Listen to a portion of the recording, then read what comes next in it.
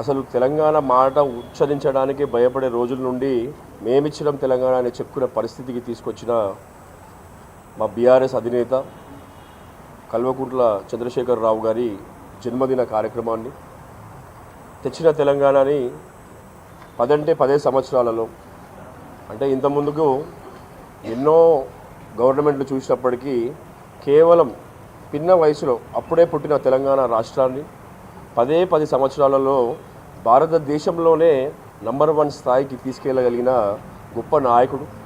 అటువంటి గొప్ప నాయకుడి పుట్టినరోజుని మీరు ఎప్పుడు ప్రతిసారి చూస్తూ ఉంటారు.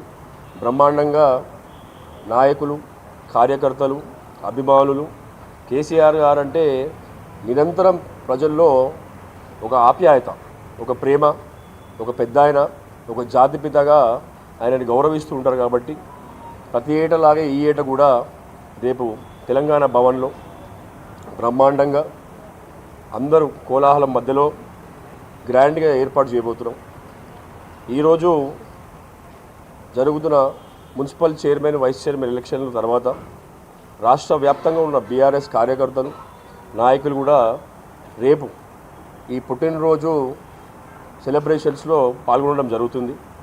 ముఖ్య అతిథిగా మా వర్కింగ్ ప్రెసిడెంట్ కేటీ రామారావు గారు, సీనియర్ నాయకులు, మాజీ మంత్రివర్యులు, ట్రబుల్ షూటర్ హరీష్ అన్న గారు, మాజీ మంత్రులు తలసాని శ్రీనివాస్ యాదవ్ గారు, సిటీలో ఉన్న ఎమ్మెల్యేలు, కార్పొరేటర్లు, మాజీ కార్పొరేటర్లు, రాష్ట్ర వ్యాప్తంగా ఉన్న అందరూ కూడా వాళ్ళ ఏరియాలలో పండ్ల పంపిణీ చేసుకొని, సేవా కార్యక్రమాలు చేసుకొని తెలంగాణ భవన్ వైపుగా రావాల్సిన అందరికీ వినతి. మీరు జిల్లాల నుండి కూడా వస్తారు కాబట్టి ప్రతి ఏటలాగే ఈసారి కూడా బ్రహ్మాండంగా భోజన ఏర్పాటు చేసుకున్నాము. ఎన్ని వేల మంది వచ్చినా కూడా అందరికీ సంతృప్తిగా భోజనం పెట్టాలి. మన కేసీఆర్ గారి పుట్టినరోజు కాబట్టి ప్రతి ఏటలాగే ఈ ఏట కూడా డాక్యుమెంటరీ, పాటలు, వాటితో పాటు 72 కిలోల కేక్, ఎందుకంటే జాతిపిత గారి 72 ఇయర్ బర్త్డే కాబట్టి 72 కిలోల కేకు కట్ చేసిన తర్వాత భోజన కార్యక్రమాలు ఉంటాయి. మీరు చూస్తుంటే రావణ కాష్టంలో మారిన రాష్ట్రం. తెలంగాణ వ్యాప్తంగా జరిగిన పంచాయతీ ఎలక్షన్లు కానివ్వండి, జరిగిన మున్సిపల్ ఎలక్షన్లు కానివ్వండి, మున్సిపల్ ఎలక్షన్లలో ఈరోజు పొద్దున నుండి చూస్తున్న డ్రామాలు మీరు చూస్తున్నారు. మొన్న ఎలక్షన్స్ ముందు వరకేమో టీవీ సీరియల్ నడిపించినారు. సిట్టు విచారణ అని, ఫోన్ ట్యాపింగ్ అని, తర్వాత ఒక రాష్ట్ర ముఖ్యమంత్రి స్వయంగా పంచాయతీ ఎలక్షన్లలో, మున్సిపల్ ఎలక్షన్లలో క్యాంపెయిన్ చేయడం జరిగింది. చేసినప్పటికీ కూడా అనుకున్న స్థాయి ఏంది చాలా తక్కువగా వాళ్ళ విజయం నమోదు కావడంలో, తర్వాత వెంటనే అరాచక పాలనకి తెరతీసి ఎక్కడికక్కడ నిర్బంధనలు, పోలీసుల మధ్యలో నిర్బంధనలు, రౌడీయిజం, గుండాయిజము, నాయకుడుల వ్యవహరించకుండా ఏదో వీడి రౌడీలా వ్యవహరిస్తున్న విధానాన్ని మనం పొద్దున కూడా గమనిస్తున్నాం. ఎక్కడైతే బీఆర్ఎస్ పార్టీ కూడా స్వయంగా సొంతంగా గెలిచిన అభ్యర్థులను కూడా కిడ్నాపులు చేసే విధంగా, భయభ్రాంతులు చేసే విధంగా మీరు ఎట్లయిపోయిందంటే మీడియా మా చేతుల్లో ఉంది, మీడియా మేనేజ్మెంట్ చేసుకున్న తర్వాత మేము ఎట్టబడతాడు చేయగలుగుతాం అనేది చూస్తున్నారు. మీరు కూడా tag line war one side అయ్యింది. ఇటువంటి ట్యాగ్ లైన్లు కూడా మీడియా నుండి కొంచెం నేర్చుకొని ముఖ్యమంత్రి గారు వాడకంలో తీసుకురావడం జరిగింది. దానికి మొన్న నేతలందరూ కూడా బ్రహ్మాండంగా బుద్ధి చెప్పడం జరిగింది. వార్ వన్ సైడ్ అంటే దేన్ని అంటారు? 90-95% మార్కులు వస్తే, 90-95% ఓట్లు వస్తే, 90-95% సీట్లు వస్తే దాన్ని వార్ వన్ సైడ్ అంటారు. దాన్ని వదిలేసి కేవలం 42% ఓట్ షేర్కి పడిపోయిన Congress party war one side ఎట్లా అంటుందో అది ముఖ్యమంత్రి గారు ఆయన సొంతగా ప్రచారానికి దిగిన తర్వాత కూడా ఎట్లా అంటారో మీరే నేర్చుకోవాలి. ఇందులో తెలంగాణ రాష్ట్రానికి శ్రీరామ రక్ష కేసీఆర్ గారు అనేది ఈ 2 సంవత్సరాలు గడవగానే తెలిసిపోయినది, తెల్లమైపోయింది. పాలు నీళ్ళులాగా ఎప్పుడైనా ఒక ముఖ్యమంత్రి రావడం, కొత్త ముఖ్యమంత్రి వచ్చినప్పుడు తన ఇల్లు సర్దుకోవడానికి 1 సంవత్సరం పడుతుంది. తర్వాత అడ్మినిస్ట్రేషన్ వైపు మెల్లగా పరుగులేసి తన విజన్ ఏంది 5 సంవత్సరాలకి అని ప్రజలు నమ్మకాన్ని పొందిన వ్యక్తులను చూసాం తప్ప వచ్చిన 2 సంవత్సరాలకి చాలు బాబు ఇంక అక్కర్లేదు మీ పాలన అనే విధంగా పరిపాలించిన ఖ్యాతిని సంపాదించిన రేవంత్ రెడ్డి గారు కూడా ఆలోచించుకోవాలి. చిన్న వయసులో 54 సంవత్సరాల వయసులో సొంత పార్టీ నీది కాంగ్రెస్ కానప్పటికీ ప్రజల ఆదరణతోని ముఖ్యమంత్రి అయినా అని నువ్వు చెప్పుకున్న విధానంలో అందరూ కూడా ఆశ్చర్యపడి చూస్తారు, ఏం చేస్తాడో 54 సంవత్సరాల యువకుడిగా ముఖ్యమంత్రి అయిన వ్యక్తి అని అనుకున్నారు. కానీ మీకు వచ్చిన అవకాశాన్ని మళ్ళీ జీవితకాలంలో రేవంత్ రెడ్డి పేరు తర్వాత బూతు తప్ప ఒక గొప్ప గౌరవం ఇచ్చే విధంగా నువ్వు పరిపాలన చేయలేదు అనే విషయాన్ని మీరు ఇప్పటికైనా గమనించాలి. ఎన్నో రోజులు సాగవు మీరు చేసే ఈ అణచివేత ధోరణి అనేది, మీరు చేసే ఈ రౌడీజం అనేది ఎన్నో రోజులు సాగవు.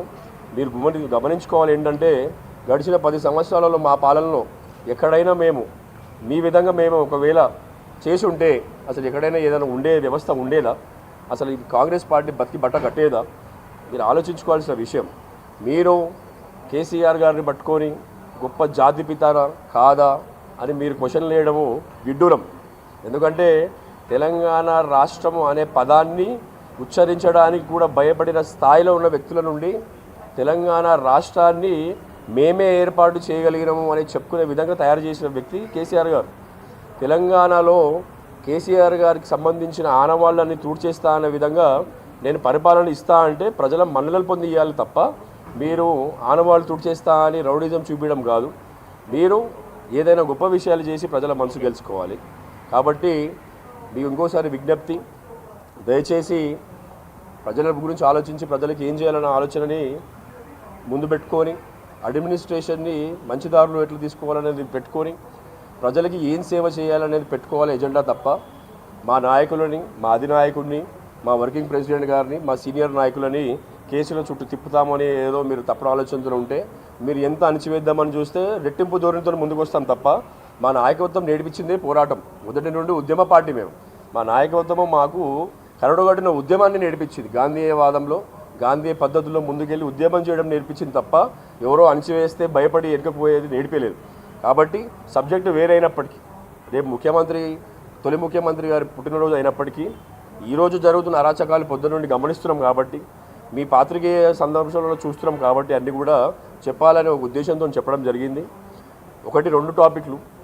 ఒకటి, మా రథసారథి, తెలంగాణ ఉద్యమ నేత, మా అధిపతి, తెలంగాణ జాతిపిత, తొలి ముఖ్యమంత్రి కేసీఆర్ గారి 72వ పుట్టినరోజు బ్రహ్మాండమైన కార్యకర్తల కోలాహలం మధ్యలో రేపు ఇక్కడ తెలంగాణ భవన్లో పొద్దున 10-10:30కి 10-10:30 ప్రాంతంలో అందరూ ఇక్కడికి వాళ్ళ జిల్లాల నుండి కానివ్వండి, సిటీలో ఉండే ఎక్కడ నుండి డివిజన్ల నుండి కానివ్వండి తెలంగాణ భవన్కి అన్ని ప్రోగ్రాములు చేసుకొని ఇక్కడికే రావాల్సిందిగా మీ అందరికీ ఇన్వైట్ చేస్తున్నాము. మీకు ఫాలోడ్ బై లంచ్ ఉంటుంది కాబట్టి ప్రోగ్రాము తప్పకుండా మీరందరూ మీ కార్యక్రమాలు ఫినిష్ చేసుకొని తెలంగాణ భవన్ వైపే రావాలి. రేపు కోలాహలంగా జరగబోయే ఈ పుట్టినరోజు సందర్భాన్ని మనందరం కూడా మన ముఖ్య నాయకులు అందరం కూడా బ్రహ్మాండంగా జరుపుకోవాలనేది ఇన్విటేషను. 10-10:30 కల్లా దయచేసి మీరు అందరూ కూడా తెలంగాణ భవన్కి రావాల్సిందిగా ఇదే ఇన్విటేషను. నిన్న కూడా శ్రీనివాస్ యాదవ్ గారు ప్రెస్ మీట్ పెట్టి మాట్లాడడం జరిగింది, ఇన్వైట్ చేయడం జరిగింది. ముఖ్య అతిథులుగా కేటీఆర్ గారు, హరీష్ రావు కూడా రావడం జరుగుతుంది. కాబట్టి 10 o'clock కల్లా మీరు అందరూ ఇక్కడ ఉండాలనేది మీ అందరికీ ఇన్వైట్ చేస్తున్నాము. Thank you.